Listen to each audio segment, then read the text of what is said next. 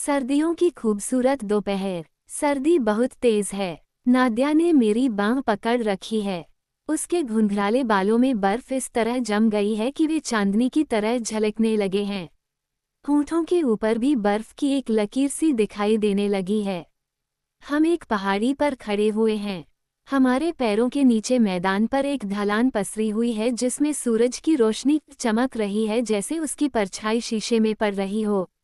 हमारे पैरों के पास ही एक स्लेज पड़ी हुई है जिसकी गद्दी पर लाल कपड़ा लगा हुआ है। चलो नादिया, एक बार फिसलें, मैंने नादिया से कहा, सिर्फ एक बार। घबराओ नहीं, हमें कुछ नहीं होगा, हम ठीक ठाक नीचे पहुंच जाएंगे। लेकिन नादिया डर रही है। यहाँ से, पहाड़ी के कगार से, नीचे मैदान तक का रास्ता उसे बेहद लंबा लग रहा है। वह भय से पीली पड़ गई है।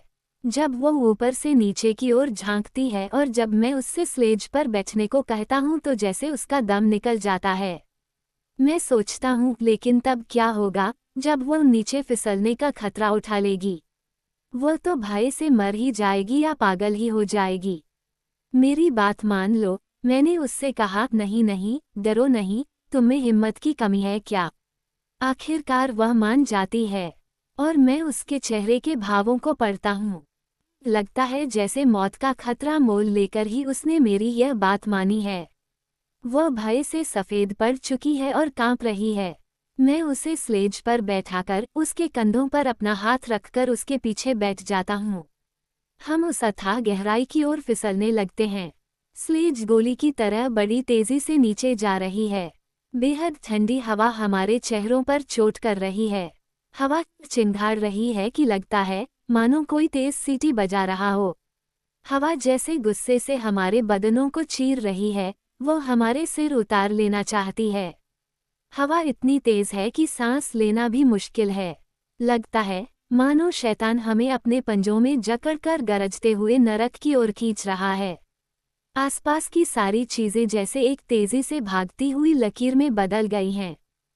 महसूस होता है कि आने वाले पल में ही हम मर जाएंगे। मैं तुमसे प्यार करता हूँ नादिया, मैं धीमे से कहता हूँ। स्लेज की गति धीरे धीरे कम हो जाती है। हवा का गर्जना और स्लेज का गूंजना अब इतना भयानक नहीं लगता। हमारे दम में दम आता है और आखिरकार हम नीचे पहुँच जाते हैं। नादिया अधमरी सी हो रही है। वह सफ़ेद पड़ गई है। उसकी सांसें बहुत धीमी धीमी चल रही हैं। मैं उसकी स्लेज से उठने में मदद करता हूँ। अब चाहे जो भी हो जाए मैं कभी नहीं फिसलूंगी, हरगिज़ नहीं। आज तो मैं मरते मरते बची हूँ, मेरी ओर देखते हुए उसने कहा। उसकी बड़ी बड़ी आंखों में खौफ का साया दिखाई दे रहा है। पर थोड़ी ही देर बाद वह सहज हो गई और मेरी ओर सवालिया निगाहों से देखने लगी। क्या उसने सचमुच वे शब्द सुने थे या उसे बस महसूस हुआ था, सिर्फ हवा की गरज थी वह। मैं नादिया के पास ही खड़ा हूँ, मैं सिगरेट पी रहा हूँ और अपने दस्ताने को ध्यान से देख रहा हूँ। नादिया मेरा हाथ अपने हाथ में ले लेती है और हम देर तक पहाड़ी के आसपास घूमते रहते हैं। ये पहेली उसको परेशान कर रही है। वे शब्द जो उसने पहाड़ी से नीचे फिसलते हुए सुने थे, सच में कहे गए थे या नहीं? ये बात वास्तव में हुई या नहीं? ये सच है या झूठ? अब ये सवाल उसके लिए स्वाभिमान का सवाल हो गया है, उसकी इज्जत का सवाल हो गया है। जैसे उसकी जिंदगी और उसके जीवन की खुशी इस बात पर निर्भर करती है। ये बात उसके लिए महत्वपूर्ण है, दुनिया में शायद सर्वाधिक महत्वपूर्ण। नादिया मुझे अपनी अधीरता भरी उदास नज़रों से ताकती है, मानो मेरे अंदर की बात भांपना चाहती हो। मेरे सवालों का वह कोई असंगत सा उत्तर देती है। वो इस इंतज़ार में है कि मैं उससे फिर वही बात शुरू करूं। मैं उसके चेहरे को ध्यान से देखता हूँ। अरे, उसके प्यारे चेहरे पर ये कैसे भाव हैं। मैं देखता हूँ कि वह अपने आप से लड़ रही है, उसे मुझसे कुछ कहना है, वो कुछ पूछना चाहती है। लेकिन वह अपने ख्यालों को, अपनी भावनाओं को शब्दों के रूप में प्रकट नहीं कर पाती। वह झेप रही है, वह डर रही है, उसकी अपनी ही खुशी उसे तंग कर रही है। सुनिए, मुझसे मुंह चुराते हुए वह कहती है, क्या? मैं पूछता हूँ, चलिए एक बार फिर फिसलें। हम फिर से पहाड़ी के ऊपर चढ़ जाते हैं। मैं फिर से भय से सफ़ेद पड़ चुकी और कांपती हुई नादिया को स्लेज पर बैठाता हूँ। हम फिर से भयानक गहराई की ओर फिसलते हैं। फिर से हवा की गर्ज और स्लेज की गूंज हमारे कानों को फाड़ती है और फिर जब शोर सबसे अधिक था मैं धीमी आवाज में कहता हूँ, मैं तुमसे प्यार करता हूँ, नादिया। नीचे पहुंचकर जब स्लेज रुक जाती है तो नादिया एक नज़र पहले ऊपर की तरफ ढलान को देखती है जिससे हम अभी अभी नीचे फिसले हैं, फिर दूसरी नज़र मेरे चेहरे पर डालती है। वह ध्यान से मेरी बेपरवाह और भावहीन आवाज को सुनती है। उसके चेहरे पर हैरानी है। न सिर्फ चेहरे पर बल्कि उसके सारे हाव भाव से हैरानी झलकती है। वह चकित है और जैसे उसके चेहरे पर ये लिखा है, क्या बात है? वे शब्द किसने कहे थे? शायद इसी ने, या हो सकता है मुझे बस लगा हो, बस ही वे शब्द सुनाई दिए हों। उसकी परेशानी बढ़ जाती है कि वह इस सच्चाई से अनभिज्ञ है। यह अनभिज्ञता उसकी अधीरता को बढ़ाती है। मुझे उस पर तरस आ रहा है। बेचारी लड़की, वह मेरे प्रश्नों का कोई उत्तर नहीं देती और नाक भौं चढ़ा लेती है। लगता है वह रोने ही वाली है। घर चलें, मैं पूछता हूँ, लेकिन मुझे तो यहाँ फिसलने में खूब मज़ा आ रहा है, वह शर्म से लाल होकर कहती है और फिर मुझसे अनुरोध करती है, और क्यों ना हम एक बार फिर फिसलें। तो उसे यह फिसलना अच्छा लगता है। पर स्लेज पर बैठते हुए तो वह पहले की तरह ही भय से सफ़ेद दिखाई दे रही है और कांप रही है। उसे सांस लेना भी मुश्किल हो रहा है। लेकिन मैं अपने होठों को रुमाल से पोंछकर धीरे से खांसता हूँ और जब फिर से नीचे फिसलते हुए हम आधे रास्ते में पहुँच जाते हैं तो मैं एक बार फिर कहता हूँ, मैं तुमसे प्यार करता हूँ, नादिया। और यह पहेली पहेली ही रह जाती है। नादिया चुप रहती है। वह कुछ सोचती है। मैं उसे उसके घर तक छोड़ने जाता हूँ। वह धीमे धीमे कदमों से चल रही है और इंतजार कर रही है कि शायद मैं उससे कुछ कहूँगा। मैं ये नोट करता हूँ कि उसका दिल कैसे तड़प रहा है। लेकिन वह चुप रहने की कोशिश कर रही है और अपने मन की बात को अपने दिल में ही रखे हुए है। शायद वह सोच रही है, दूसरे दिन मुझे उसका एक रुक्का मिलता है।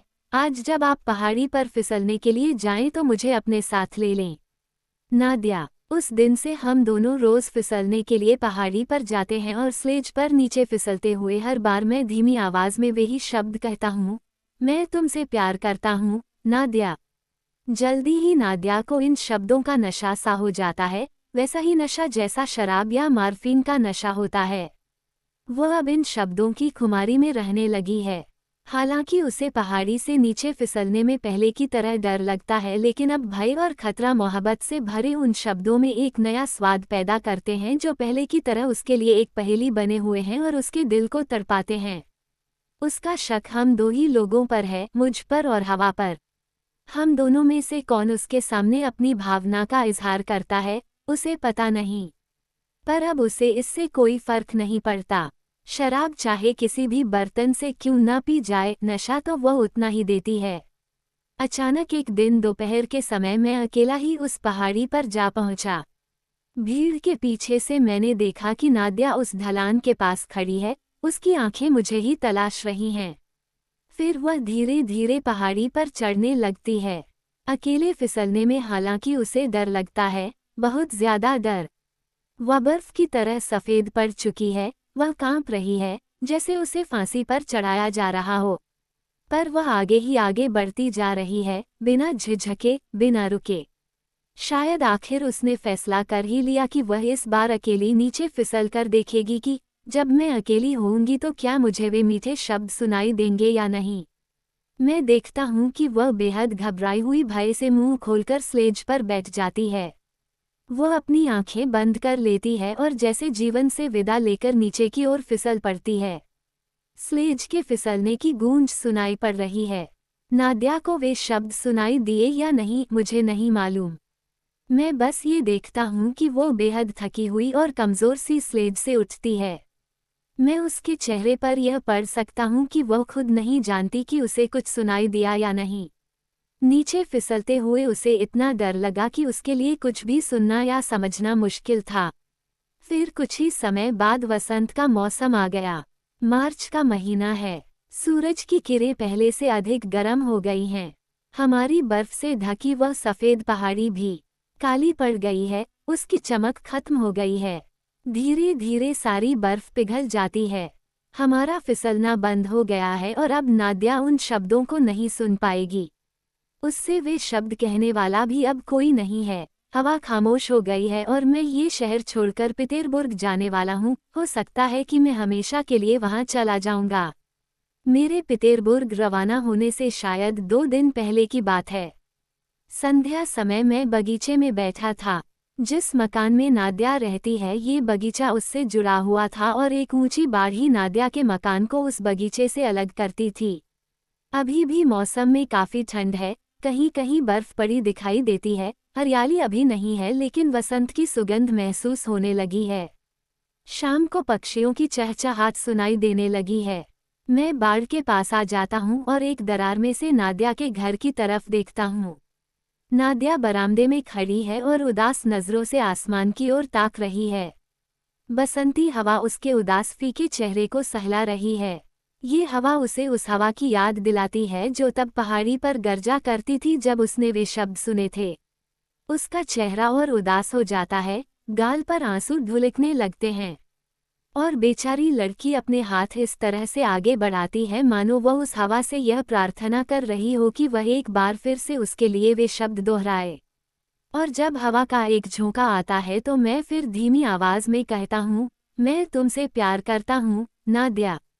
अचानक न जाने नादिया को क्या हुआ, वह चौंककर मुस्कुराने लगती है और हवा की ओर हाथ बढ़ाती है।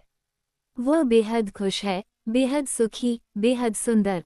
और मैं अपना सामान बांधने के लिए घर लौट आता हूँ। ये बहुत पहले की बात है। अब नादिया की शादी हो चुकी है। उसने खुद शादी का फैसला किया या नहीं इससे कोई फर्क नहीं पड़ता। उसका पति एक बड़ा अफसर है और उनके 3 बच्चे हैं। वो उस समय को आज भी नहीं भूल पाई है जब हम फिसलने के लिए पहाड़ी पर जाया करते थे। हवा के वे शब्द उसे आज भी याद हैं। यह उसके जीवन की सबसे सुखद, हृदयस्पर्शी और खूबसूरत याद है। और अब जब मैं प्रौढ़ हो चुका हूँ, मैं यह नहीं समझ पाता हूँ कि मैंने उससे वे शब्द क्यों कहे थे, किस लिए मैंने उसके साथ मजाक किया था।